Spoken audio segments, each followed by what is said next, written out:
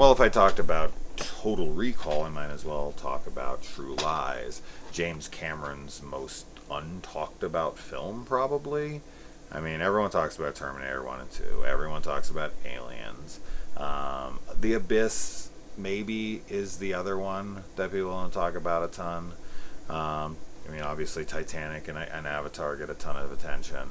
But I guess it's a toss-up between The Abyss and True Lies. But I hear people talk about The Abyss decent amount. Mostly because they're like, where's the Blu-ray?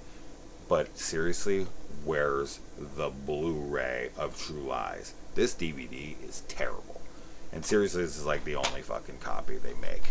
It's annoying. I've had this thing forever, and I went on to Blu-ray.com, and it was like, had a selection for a Blu-ray and a 4K, but it had no release date attached. So I don't understand what's going on. One thing I did notice in the Terminator 2 Blu-ray that I have is that it was very obvious that there was a stuntman on the motorcycle and in other scenes in the film, and Arnold's face has been digitally put over that seamlessly. It looks like Arnold in every scene now. But I remember growing up and it was clearly a stuntman. Very clearly. Like when he takes John off the bike and puts it onto his own, or when he jumps off the 100% it's a stuntman. Like, clear as day, stuntman. But now in this version, the Blu-ray I just got the 6-pack of all 6 Terminators on Blu-ray. He did a face replacement with Arnold, which I don't know how I feel about that. In one way, I don't know. I like it. It definitely doesn't take me out of the movie as much. It's like, no, that's Arnold, so that's cool. But if they do a True Lies 4K and Blu-ray, they have to do that as well, because it is so obvious in so many scenes that this is not Arnold performing his action stunts. Of course, we know he isn't. But that snow scene when they're chasing him with the skis and the snowmobiles and everything, the dude doesn't even look anything like Arnold. It's crazy. It's so clear that it's not Arnold running around shooting. And so if they do a one, they're gonna have to do the face replacement, just like this one. But this film, you know what's funny is, like, this film is mostly about him and his wife. The terrorist stuff is actually kind of secondary to the film. And that's what I love about it. It's kind of like a Mr. and Mrs. Smith. It's really focused on Harry and Helen, right? Helen's his wife? Yeah, it's gotta be. Helen, yeah. It really is a great comedy. It's got so many... Okay. The 2 people that make this film above all else, and it's not Jamie Lee Curtis and it's not Arnold, Bill Paxton, Tom Arnold, they are the reason this film is so funny. Like, Arnold's great in this. Jamie Lee Curtis is great in this. Fucking everyone's good in this. Okay, so I'm not going to take anything away from anybody. It's also crazy to see a really young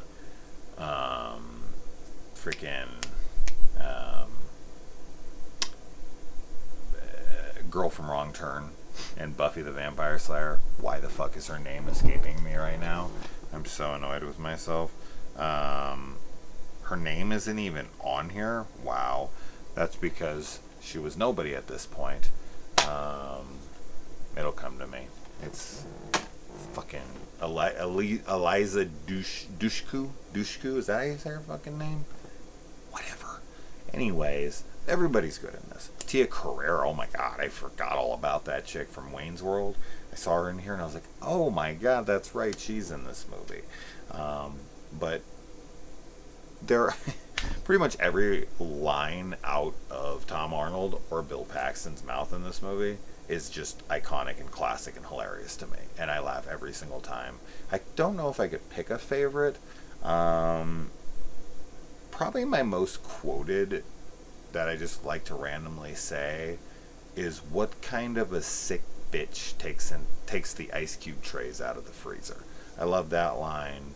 Of course, the ass like a 10-year-old boy is so fucking wrong and so fucking funny. And I always am like, when I was watching this with Kaylee, she's like, well, she laughed, but she's like, what the fuck does that even mean? And I'm like, I have no idea. Ass like a 10-year-old boy. He is, Bill Paxton's character in this movie really is just like the biggest scumbag that's ever existed. And Tom Arnold's like comments when Harry finds out about his wife cheating, having this affair, and just him like, Helen's having an affair, and he like hugs him and he's like, welcome to the club, buddy. It's like, you never think it's gonna happen to you. And he's like, stop cheering me up. All that stuff is great. And I feel like, this is a great movie about a relationship that's kind of falling apart, and the husband's able to give the wife what she wants, some adventure, right? This is just a really clever, well written, super cute film. Like, it's mostly playful. It's not slapsticky, but it's really, really silly. Like, very little is serious. This is pretty much a comedy from beginning to end. Like, I was really surprised at how comedic this is. Because with Cameron, Terminator 2 is definitely got some comedy. But it's pretty damn serious at other times. And while this True Lies, I guess, can kind of tip its toe in seriousness a little bit, it's very short-lived. Almost every single moment of this film is meant to be funny. There's only a handful of scenes, like the main terrorist guy slapping Tia Carrere across the face and telling her like she's a stupid bitch, and she's like, you're lucky you're paying me a lot of money, and he's like, we need to kill this guy, the Harry Rehnquist character that he's portraying. Like, all that stuff is pretty serious. But the pursuit on horseback, which is just so great, motorcycle versus horseback, and then the roof, and the horse won't go, and he's mad at him, and he's like, you look at me when you're talking to me, what kind of cop are you? And it's so fucking funny.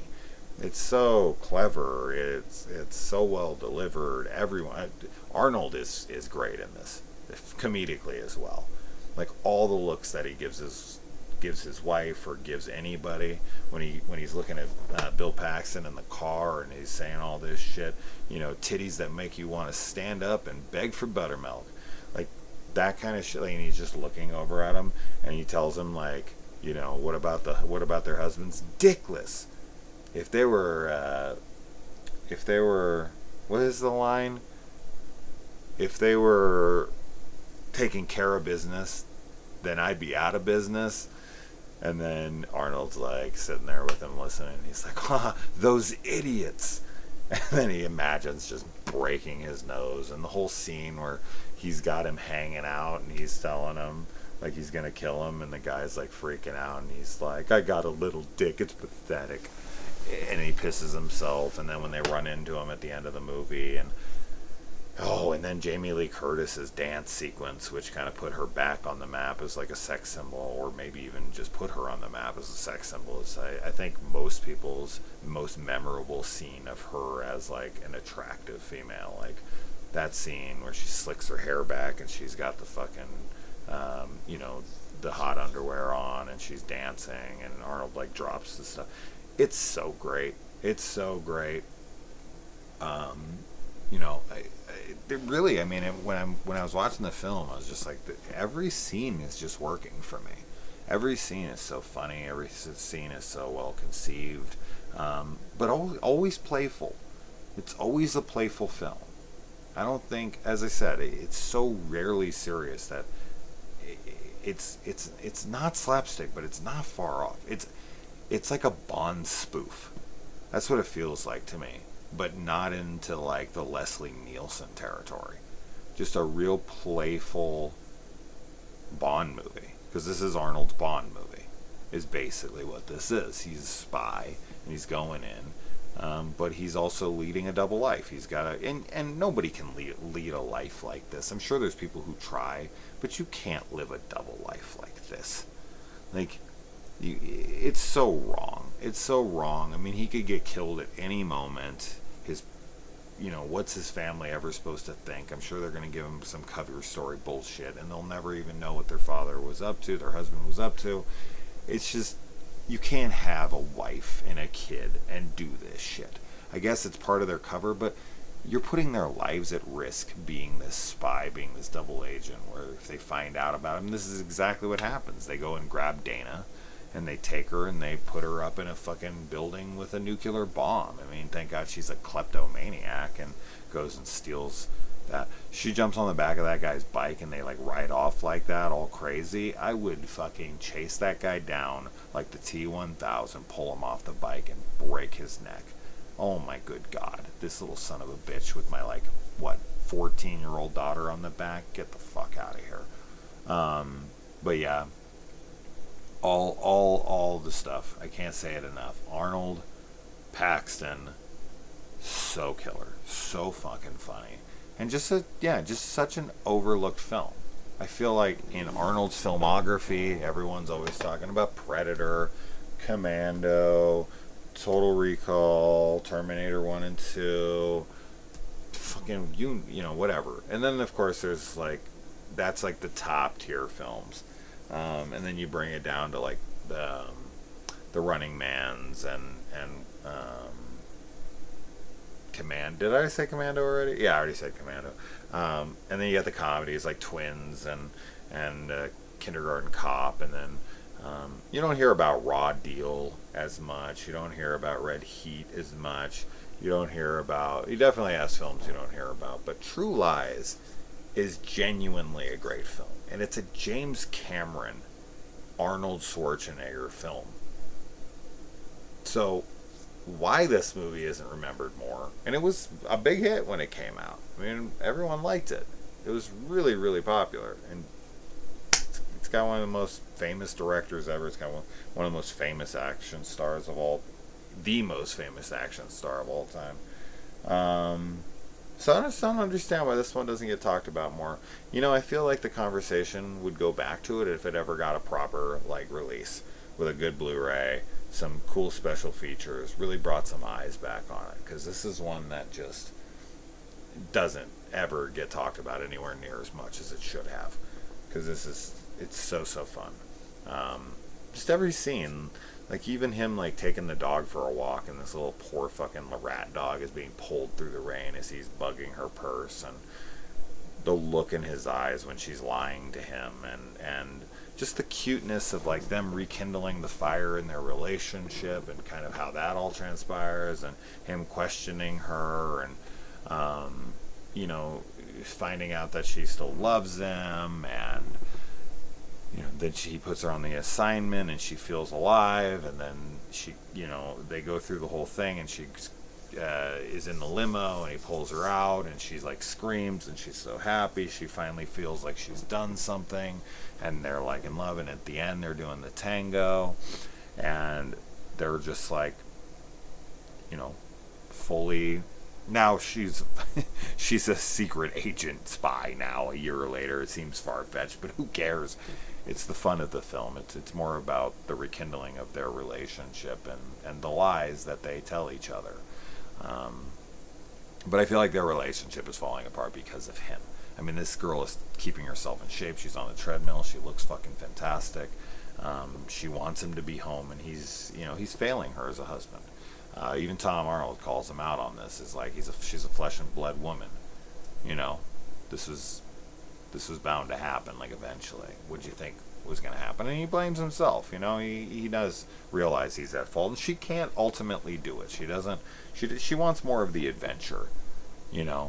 She does say she's slightly attracted to him, but I think she's more attracted to the excitement she brings to his life. She thinks Harry's a pushover. Her job puts him right to sleep. He never fucking pays attention to her. If you do that to your wife, she's gonna leave, or she's gonna cheat. That's gonna fucking happen. It's inevitable. Humans desire to feel special, to feel desired, to feel cared for, to feel love. Like, that's the whole point of having a partner. If your partner's not giving you that shit, you're going to leave. Or you're going to find it elsewhere because it's too complicated to leave, because you got a family and you've got a house, and it's just like, oh God, I don't want to go through a divorce.